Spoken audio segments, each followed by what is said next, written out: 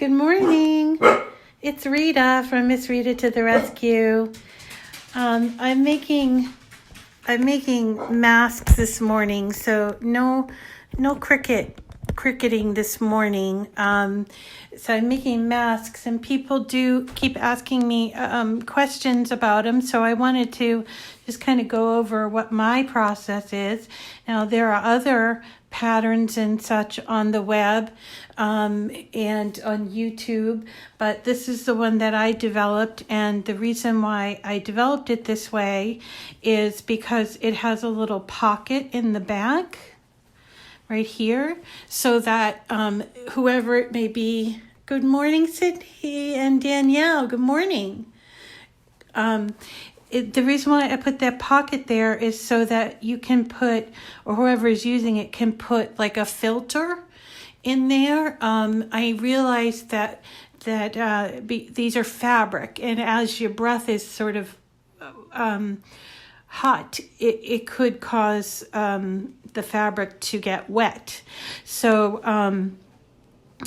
and also cause the microbes to go through. So I wanted to develop one that had a little pocket so you could put that filter in. And a lot of people have been asking me about the filter. I have talked to many of my friends that are nurses and doctors, and they're basically reusing those flat masks that you often see in the pictures by putting them in there, because the CDC has been asking them to reuse the masks, and that's why I developed this. I also put on these elastic for the ears, but you could use you could make this, which I'm making for a friend of mine, Tara, because she has little ears. So I'm going to be putting this on her mask so that she can tie it around the back of her head. So you don't have to use elastic. If you cannot find elastic, you can use ribbon. Good morning, Felicia. You can use ribbon. You can use pieces of fabric that basically I just made kind of a rolled thing here, and I'm going to attach to her mask. Okay. So what do you need to make this? You need, this is how to make mine. Okay. You need 2 pieces of fabric. You need this size fabric, 9.5 by 7.5.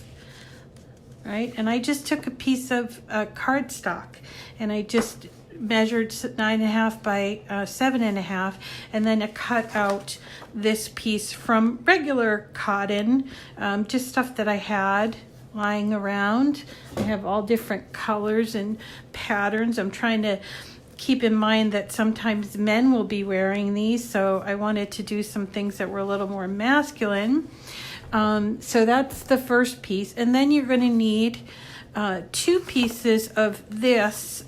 This is snuggle flannel. You don't have to use snuggle flannel, but I use it because I figured it's the part that's going to be next to the mouth. And just so you can see, it's about 5.5 by 6.5, okay? And I cut 2 of those. And what I do is, after I cut out all, and I'm doing it more like an assembly line, but once I've cut out all my pieces, then I turn one side of this small piece over, and then I use my iron, which isn't on right now, but I press it down here, right? And then I sew here. So I'm going to, my first step after cutting is to press these pieces down and sew across. That just creates a nice edge. Let me show you. So this is what I mean. Creates a nice edge, and it won't unravel. They won't have strings in their face, right? The next step is to take your 2 pieces. Let me show you. Let's take a piece from here. So I take my 2 pieces with this side facing up, okay? And then my 2 smaller pieces with the facing towards the front. That's important, because then what you're going to do is you're going to sew it here, 1/4 of an inch, okay? So you have the two pieces, and yes, they do overlap a little bit. And remember this part would be like kind of like this, okay? So then you sew it, and this is what it looks like when you open it up. So here's me. I sewed the two pieces to the right facing fabric. Then I'm going to press it open and turn the smaller pieces towards the back. We're making like a pocket, okay? So there's that. And again, I do these like kind of a dozen or so at a time. So then I press them all. So I press this back. So there's the front of our mask. The next part is a little bit difficult, and it takes a little bit of time to do. I just have to find my pins. Okay, the next part is we're going to make the pleats. Like here, you can see there are pleats here on the front. Good morning, Kathy. My daughter's a nurse working in this trying time. She's also pregnant. Oh, Kathy. Oh, God bless her. God bless her. Okay, so we're going to put these pleats in here. That's so that, your face is not flat. So it needs to sort of conform to the face. So I don't know. Some people might have bigger faces or bigger noses than others, but I put these two pleats in there. Now, people have asked about the back. I don't put pleats in the back because it sort of moves a little bit for where you put in that filter. So to do the pleats, remember my back is on the back. I've pressed it back, and I'm going to take and do two pinch pleats, very small pinch pleats. A pinch pleat is you pinch and then you fold towards it, towards the front, and then you're going to put a pin there.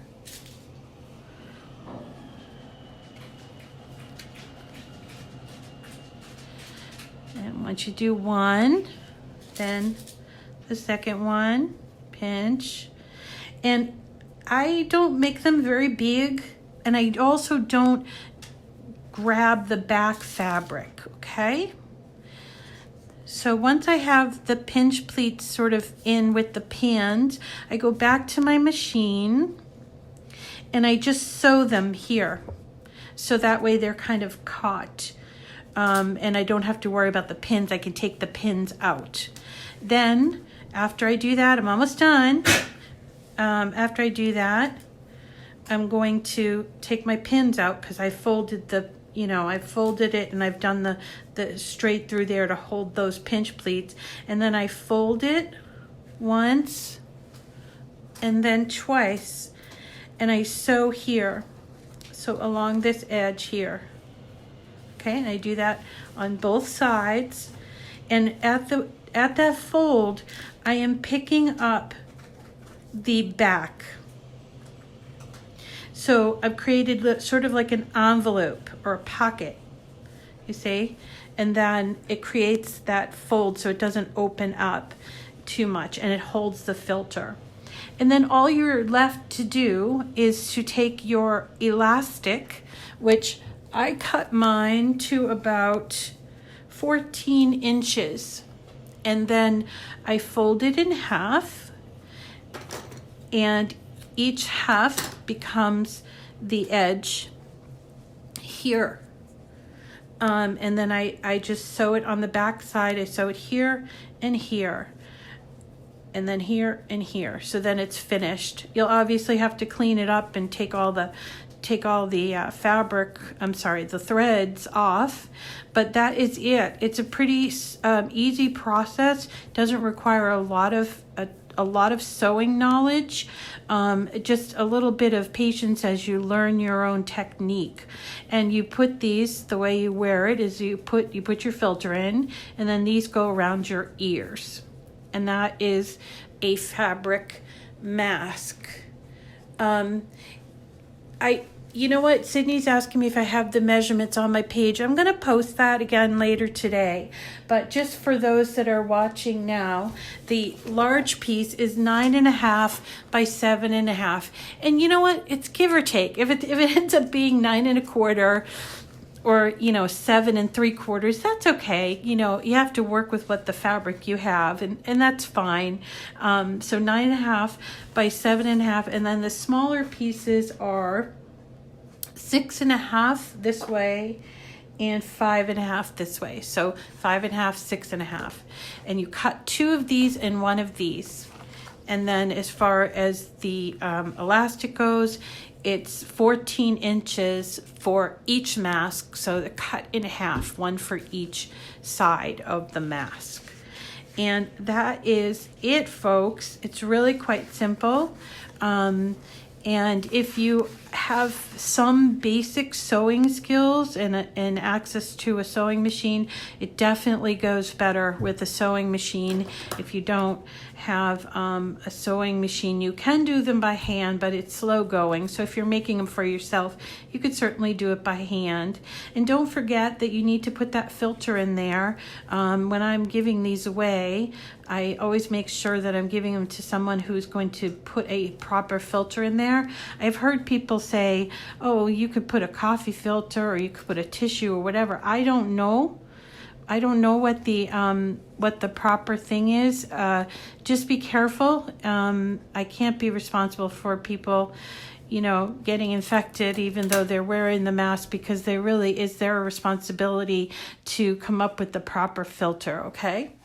So that's the thing about the measurements, and I will definitely write it down to Sydney, because I know sometimes people need to see the written measurements. But you can do these, and they're a lot of fun. I've done them in all different kinds of colors. So there's a pretty like a blue periwinkle, and there's this lovely one that looks like a postage stamp, and this Eastery one, and then there was another one. So I'm just going through my fabric. I have managed to collect lots and lots of fabric, and so I'm just using the fabric that I have to make these masks. So I don't think, obviously you want to use softer fabric on the back, but just something, that is going to be okay to put on the face. Okay, so you don't want really stiff fabric either. So, okay, so that's how you make the fabric masks. I will post the measurements on my page. And let's see what else. I'll probably put it in the description of this video. That sounds like a good idea. So I'm not going to be doing any cricketing today. I think I'm just going to do, I'm still in my pajamas too. I'm still going to be doing the sewing, but I wanted to show you this. This is something that we made on Friday night, and it is a daffodil tea light.